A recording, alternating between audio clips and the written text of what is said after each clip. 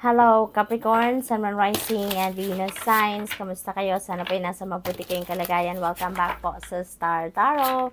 Kung bago kayo dito, welcome din kayo. Thank you sa inyong support. I truly appreciate it. God bless you all. Tignan natin ang paunang mensahe ni Capricorn for today. We have 5 of Swords. Ayan. So, Capricorn, yung sabi dito sa card, you can't be right all of the time. No? So, this is a reminder para sa inyo, Capricorn, na kailangan din ninyo na makinig din siguro, no, sa ibang tao. Hindi lang, parang sinasabi dito na hindi sa lahat ng oras, no, kayo lang yung tama, hindi sa lahat ng oras, yung punto lang ninyo, yung valuable, kumbaga, no. So, tingnan natin kung ano pa ang ganap. Capricorn, 8 of Pentacles. Wow. So, maybe yung sitwasyon na to ni 5 of Swords that could be related to work situation. So, siguro sa trabaho to. Maaaring yung input nyo lang lagi yung naririnig. No? Now, siguro kailangan din na makinig sa input ng mga katrabaho ninyo or yun ng mga subordinates ninyo. Kung isa kayong boss, diba? Yung ganon. With the 8 of Pentacles energy, parang meron kayo dito. So, feeling ko dito, Capricorn, but of course, this is not going to resonate with everyone, so just take as it resonates. With these two energies na magkatabi, parang feeling ko dito, siguro isa kayong boss, no? Isa kayong nasa mataas na posisyon sa trabaho, marami siguro kayong tauhan, and maaaring kayo lang talaga yung parang nasusunod sa lahat, no? Kaya meron sigurong mga tauhan kayo na umaalma, parang gano'n, yung parang siguro sa likod ninyo merong, alam mo yun, nagbubulungan, siguro nag-uusap-usap na yung parang in a way nagko-complain sila sa bawat isa, yung gano'n, regarding siguro sa pamamalakad ninyo or regarding siguro sa mga suggestion ninyo or sa mga pinapasunod ninyo na rules or kung ano man, na related sa trabaho. So, parang may ganun-ganap akong napipick up dito for some of you. We have 9 of Wands. Ayan. So, 9 of Wands, it would take a hell of a lot more to defeat you. Ayan. So, parang nagtitigas-tigasan din siguro ang iba sa inyo dito, Capricorn. No? Siguro matigas din yung paninindigan ninyo. Malakas ang paninindigan ninyo na hindi. Dapat kayo lang ang masunod. Hindi. Dapat kayo lang kung ano yung sinasabi ninyo, yun ang dapat sundin ng lahat or kung sino man ang mga taong nasa paligid ninyo. So, yun ang napipick up ko dito sa specific energy na to sa ngayon. Parang isi-isa lang yung dito, yung sitwasyon ni Capricorn. 9 of Swords. Ayan. So, siguro, nag-aalala kayo, may anxiety yung iba sa inyo dito, stressed out, siguro related. Kung ito, yung sitwasyon na to, related pa rin sa tatlong energies na to, work situation, maybe, nag-aalala din kayo sa siguro sa nakikita ninyo because there could be tension na nafe-feel din kayo, no? Kaya siguro, yun din ang winu-worry ninyo about yourself, no? Siguro merong pride na konti dito akong napipick up, kaya siguro hindi ninyo mabawi kung ano man na yung mga nasabi ninyo, kung ano na yung paraan ng pagmamanage ninyo ng department ninyo, siguro yung ganon. At iniisip din ninyo sa ngayon na ano ang gagawin ninyo, what's going to be done next para mas maging maayos ang inyong sitwasyon sa trabaho. Kasi siguro nararamdaman ninyo na may tensyon, nararamdaman ninyo na siguro nagbubulong-bulungan ng mga tauhan ninyo, 'di ba? Yung mga ganon. Kaya at the end of the day, parang siguro feeling ninyo wala kayong kakampi dito, Capricorn. Kaya nag-iisip kayo, nagwo-worry din kayo, So,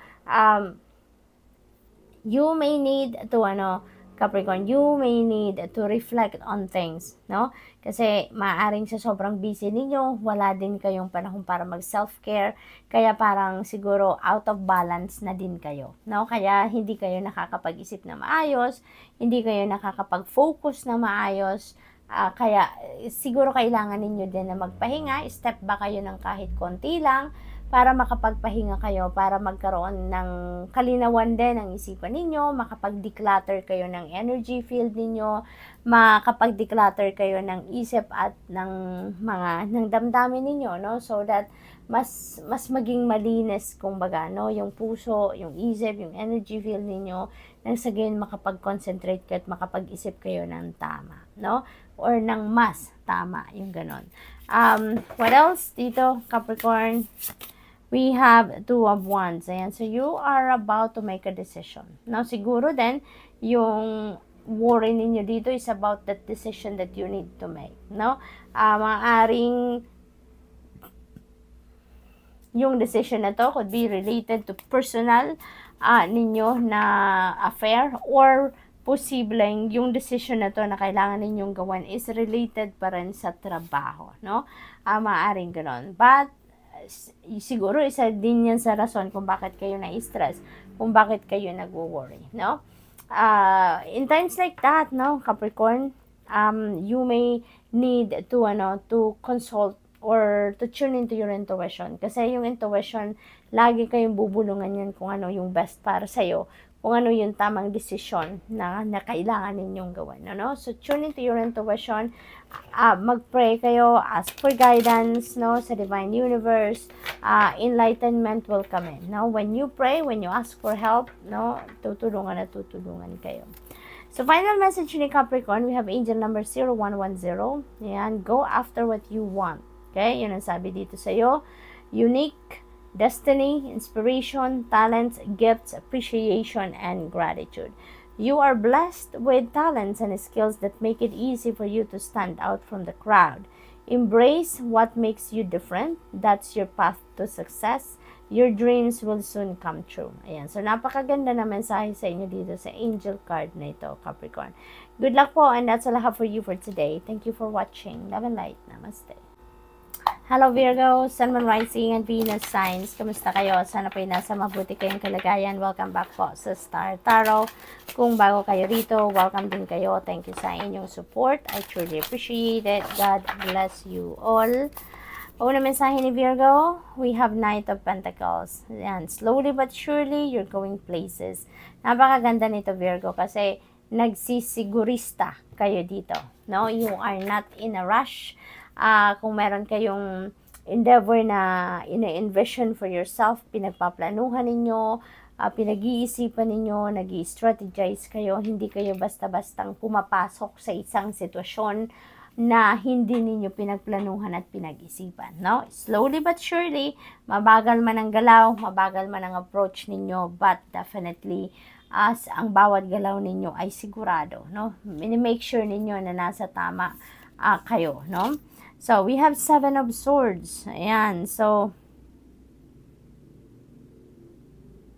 this is an energy of cheater, liar, and stealer. Kaya mag-ingat din kayo, Virgo, sa mga taong nasa paligid ninyo. Kasi may mga taong hindi nagugustuhan, no, kung ano ang meron kayo. No, maaring, kung anong meron kayo ngayon, yan ang gusto nila para sa sarili nila. No, yan ang gusto nila para sa sarili nila. Pero, hindi nila nakukuha. At ikaw, yung nakaka-experience ng kung ano ang gusto nila para sa sarili nila, kaya maaring meron ditong naiinggit sa'yo. Meron ditong mga gustong mambudol sa'yo. No? Yung ganon.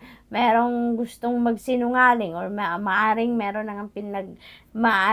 nang nagsinungaling sa inyo dito. Kaya mag-iingat pa rin kayo sa mga taong nakakasalamuhan ninyo, mga bagay na sinishare ninyo, impormasyon na ikikwento ninyo, yung mga ganun. So, ingat muna kayo, at least at this time, no? Knight of Cups. Ayan, so dito naman sa Knight of Cups, parang nai-in-love si Virgo. Maaaring meron ditong, maybe someone is going to ask you out on a date dito. Mayroong, feeling ko dito merong nag-i-stalk sa inyo dito, no? Kahit siguro sa social media, merong nag-i-stalk sa inyo. Kasi interesado siya. May romantic interest ito sa inyo kung sino man ito, no? Yun ang napipick up ko dito for some of you. Maaari din na meron ditong hihingi ng tawad sa inyo, no? Virgo.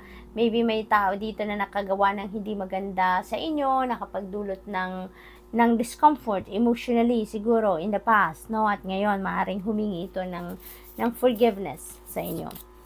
We have Two of Pentacles. You are such a busy person, Virgo.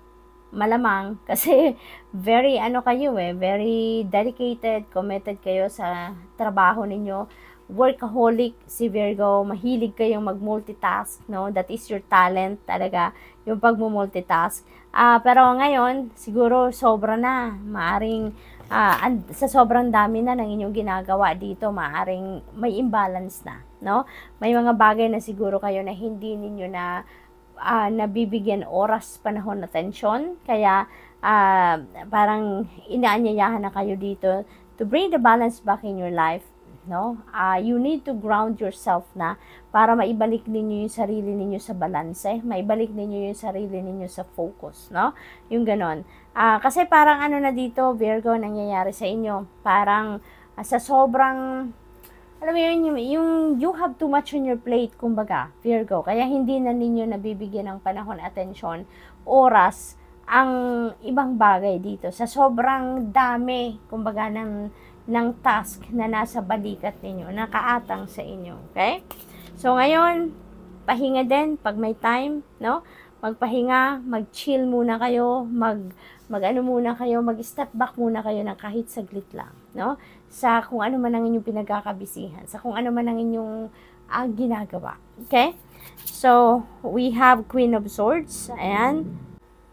So, dito, ang mensahe sa inyo ni Queen of Swords is, communicate clearly and effectively. Maaring dahil siguro ang dami-dami nyo ng ginagawa, naaaligaga kayo, there are so many things, no, na ginagawa kayo at inaasikaso. Minsan siguro napapaano kayo, alam mo yun, yung sa pagkabigla ninyo siguro, or maybe you're doing something tapos may tumatawag din sa inyo, tapos merong kumakausap sa inyo. Alam mo yun, yung parang nadidistract kayo sa dati na ninyong ginagawa, kaya siguro umiinit din ang ulo ninyo, yung temper ba, no? Parang inaabot din kayo ng temper ninyo, parang tumataas din yung dugo ninyo, kumbaga, no? So to speak. Kaya parang at some point, kailangan niyo talaga dito na ibalik yung balanse sa sarili ninyo para makapag-isip kayo na mas maayos, mas makalma ninyo ang sarili ninyo, no? And you'd be able to express yourself, no? Clearly and effectively na kalmado ka lang, no? Yung ganon, Virgo. So, tingnan natin kung ano pa ang final messages para sa inyo for today. Angel number 1111, yay! Napakaganda, Virgo. Wish is coming true. Your wish is coming true. So, napakaganda. Act in moderation. Be patient, no? Be in the flow with life. Maaring meron dito din kayong mga self-realization. Maaring yan ay mangyayari kapag nag-solitude kayo, kapag nagpahinga kayo, yung mga ganon. So, marami siguro kayong marirealize na mga bagay-bagay na kailangan ninyong gawin or i-adjust sa sarili ninyo. This is also a time for manifestation, no? So, talagang magmamanifest kayo ngayon ng mga dreams ninyo or ng mga wishes ninyo. You're in for a lucky break. It may come as happy news, experience, new opportunities, or an exciting acquaintance. You will find yourself in the right place at the right time. Napakaganda. Divine timing, di ba? It is not a coincidence but a gift from fate. Ayan na, divine timing has come na para sa inyo, Virgo, para mag-manifest kayo ng inyong mga wishes, mag-manifest kayo ng magagandang bagay, no, sa buhay. Good luck, and that's all I have for you for today. Thank you for watching. Love and light. Namaste. Hello, Taurus, Sun, Moon, Rising, and Venus signs. Kamusta kayo? Sana po nasa mabuti kayong kalagayan. Welcome back po sa Star Tarot. Kung bago kayo rito, welcome din kayo. Thank you sa inyong support. I truly appreciate it. God bless you all. Tingnan natin ang mga messages ni Taurus. Pauna mensahe po ninyo ay 9 of Pentacles. And this is beautiful, Taurus. This is the time na you're going to reap the rewards of your hard work. This is the time na mararamdaman naman ninyo, ma-experience naman ninyo financial comfort, financial security and stability. Maaari ngayon kayo magsisimulang mag-establish niyan. and prosperity and abundance, no, Taurus. Ito yung panahon para ma-experience nyo naman yung comfort, no, na magkaroon ng kaperahan, magkaroon ng kaluwagan sa pera, yung ganun ba, yung time of plenty, time of bounty, kumbaga, no. We have 10 of Cups, yan, napakagaganda, no? We have 9 of Pentacles, 10 of Cups, yung 10 of Cups, masaya ito. This is about happiness, this is domestic bliss, domestic happiness, harmonious ang relationship ng bawat isa sa pamilya, kung ano yung kailangan, or kung ano yung gusto, ang luho, even luho ng mga kapamilya ninyo, maaaring napuprovide nyo na yan sa kanila, or maaaring na-experience na ninyo yan, no, na mag-enjoy kayo ng gusto at kung ano yung kailangan ninyo sa buhay. Maganda ang sitwasyon ng pamilya, maganda, masaya ang bawat isa. Kung meron man ditong mga hindi pagkakaintindihan with another family member, ang iba sa inyo, ngayon din ang panahon na magbabate na kayo, magkakaroon na kayo ng mapapatch up na ninyo kung ano man, no, ang mga hindi ninyo pagkakaintindihan with each other. Kaya this is really a beautiful situation. 10 of Swords. Ayan, so meron tayong 10-10, no? This is 10 and this is 10. So this is synchronicity. Right here, Taurus, this is angel number 10-10. So this is very powerful angel number. I suggest po, please look up for the meaning of angel number 10-10 po. Dahil maraming magagandang insights, inspiration dyan ang gustong iparating sa inyo ng universe. Okay? Dito naman sa 10 of Swords, parang nanggagaling kayo dito sa bigat, no, na nararamdaman ninyo. Maybe for the longest time, na-harbor ninyo, nandyan sa puso ninyo yung sakit ng kalooban, nandyan sa puso ninyo yung nasaktan kayo, na-betray kayo, na-cheat kayo, napagsinungalingan kayo, na-disappoint kayo, na-frustrate kayo about your situation or about a person, no? So, posibleng may mga ganong ganap ang iba sa inyo dito, Taurus. But, ngayon, bumangon na kayo. You are going to let go na kung ano man ang mga sakit na naidulot niyan, mga kung ano man ang pangyayaring mga along those lines na nabanggit ko ang nangyari sa inyo, you are ready to let them go. You are ready to head towards a new beginning, fresh start sa buhay ninyo dito na gusto ninyo na maging masaya, harmonious ang buhay, masaya, peaceful, no? Yung gano'n. So, good luck. Good luck to that, Taurus. We have Queen of Wands. Ayan. So, you've got all the support dito ng isang mature woman, no? Maaaring nandyan yung mom ninyo, yung auntie ninyo, no? Na very supportive of you. No? Yung gano'n. Sa endeavor ninyo to, or sa new life, no, na haharapin ninyo sa ngayon sa pagbangon ninyo sa buhay, Taurus, there is someone dito na matured na, maaaring matured na by age, or emotionally matured na siya, no, and she's willing to help you. She's willing to guide you, no, towards dito sa inyong new beginning. So, napakaganda.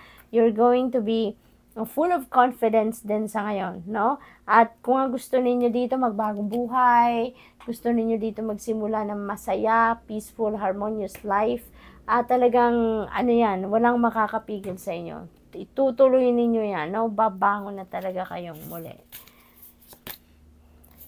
9 of Swords energy. Ayan. So, dito kayo nanggagaling. Now, feeling ko, dito kayo nanggagaling. Before kayo nagkapag-isip na bumangon kayo at magsimula na ng bagong buhay, magdesisyon na kayo dito na magkaroon na ng acceptance na what happened in the past, already happened in the past for a reason. Before kayo magdesisyon yan, parang nandito kayo sa 9 of Swords energy. No? Sa sobrang stress ninyo, sa sama ng loob ninyo, or sa kung ano man ang panlulokong naganap, no, sa buhay ninyo, hindi siguro kayo makatulog, hindi kayo makakain ng maayos, hindi kayo makapag-isip ng maayos, you were stressed out, no?